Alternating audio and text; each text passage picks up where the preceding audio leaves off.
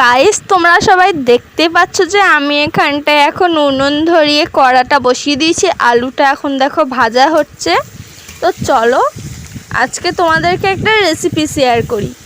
তো এখানটায় দেখো আমি প্রথমে আলু ভাজছি। তো কি হবে তোমরা সবাই বুঝতেই পারছো।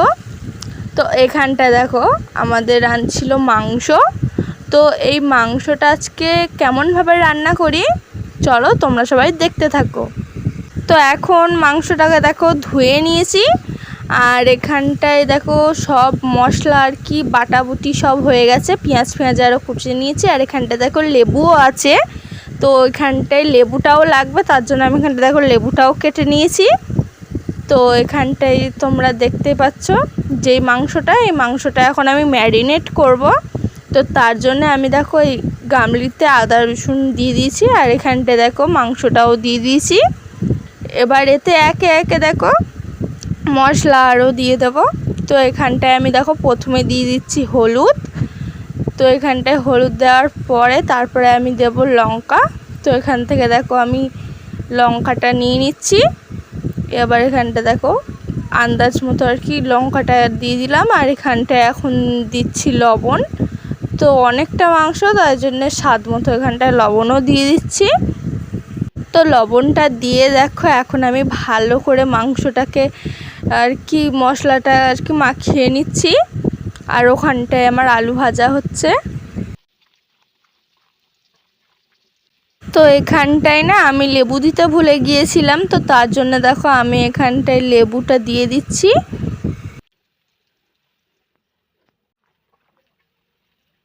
আর তোমরা এখানে দেখতেই পাচ্ছ যে আমার জন্য এখানটা দেখো একটা লেগ পিসও নিয়ে এসেছিলো, কারণ আমি লেগ পিস খেতে ভালোবাসি। তো এখানটায় লেবুটা দিয়ে দেখো আমি ভালো করে মশলাটাকে মেখে নিচ্ছিলাম মাংসর সাথে।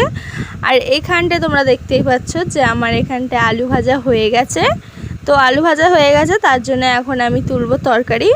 তো তার জন্য দেখো আমি এখানটায় কড়াটা বসিয়ে দিয়েছি, আর এখানটায় মাংসটা দেখো ম্যারিনেটে আর কি বসিয়ে রাখছি ম্যারিনেট করে।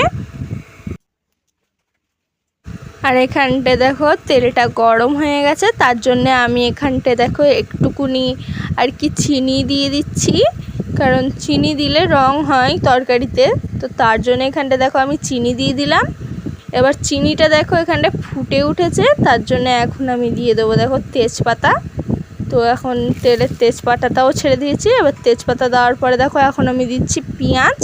তো পেঁয়াজটা সবটা আমি তেলে দিয়ে ভালো করে আর কি পেঁয়াজটাকে ভাজা করে নেব। তো এখানটায় আমার দেখো পেঁয়াজটা আর কি ভাজা হয়ে গেছে। তো এখানটায় এখন আমি দিয়ে দিচ্ছি রসুন। তো রসুনটা দিয়ে আমি ভালো করে এখানটায় আর কি মশলাটা করব। তারপরে এখানটায় আমার রসুনটা আর কি হয়ে গেছে, তো তার জন্য এখানটায় আমি দেখো আদাটা দিয়ে দিয়েছি, ভালো করে নাড়াচাড়া করে আর কি সবগুলো ভেজে নিয়েছি।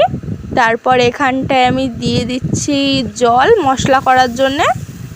তো জলটা দিয়ে একটুকুনি খুন্তি দিয়ে গায়ে যেসব আর কি পেঁয়াজ আরও লেগেছিলো সে খুন্তি দিয়ে আর কি নাড়াচাড়া করে নিয়েছি। আর এখানটায় দেখো আমি প্রথমে দিয়ে দিচ্ছি হলুদ যেরকম লাগবে। তো তারপরে এখন আমি দিয়ে দিচ্ছি লঙ্কা, আর এখানটায় দেখো আমি দিয়ে দিচ্ছি লবণ।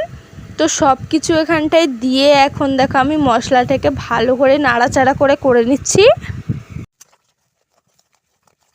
তো এখানটায় দেখো আমার মশলাটা দেখো হয়ে এসছে, আর এখানটা দেখো কেমন তেল মতো বেরিয়েছে। তো তেল মতো বেরোলে তোমরা ভাববে যে মশলাটা তোমাদের রেডি হয়ে গেছে। তো আমার মশলাটা রেডি, তার জন্য দেখো আমি এখানটায় এবার মাংসটা তুলে দিয়ে ভালো করে কষবো। তো এখানটায় দেখো আমি খুন্তিটা রেখে দিয়ে এখানটায় মাংসটা নিয়ে নিয়েছি। এই মাংসগুলো এবার দেখো আমি মশলাতে দিয়ে দিচ্ছি, মশলাতে দিয়ে দিলাম। এবার ভালো করে মশলাতে এবার কষে নেব মাংসটাকে।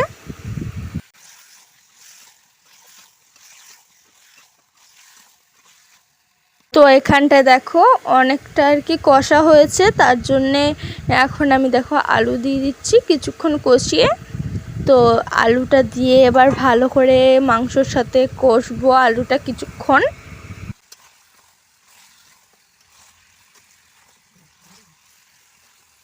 তো এখন দেখো আমার এখানটায় তোমরা দেখতেই পাচ্ছ যে আমার যে লেগ পিসটা সেটা আমি তোমাদেরকে দেখাচ্ছিলাম। তো এখানটায় দেখো আমার মাংস কষা হয়ে গেছে, তার জন্য এখানটায় আমি দিয়ে দিয়েছি জল। তো আলুগুলো সিদ্ধ হবে, জল দিয়ে দিয়েছি। এবার তরকারিটা হওয়ার অপেক্ষা। তো তরকারিটা ফুটবে, তারপরে আর কি যেগুলো আর কি চেক করতে হয় সেগুলো চেক করে নামিয়ে নেব। তো এখানটায় তোমরা দেখতেই পাচ্ছ যে আমার মাংসটা রান্না হয়ে গেছে। তো তোমরাও এটা ট্রাই করতে পারো, আর এইটা না খুব টেস্টিও হয়েছিল। আজকের ভিডিওটা এই পর্যন্তই। ভিডিওটি যদি ভালো লাগে তাহলে সাবস্ক্রাইব করে দিও। আবার আসছি পরের ভিডিওয়।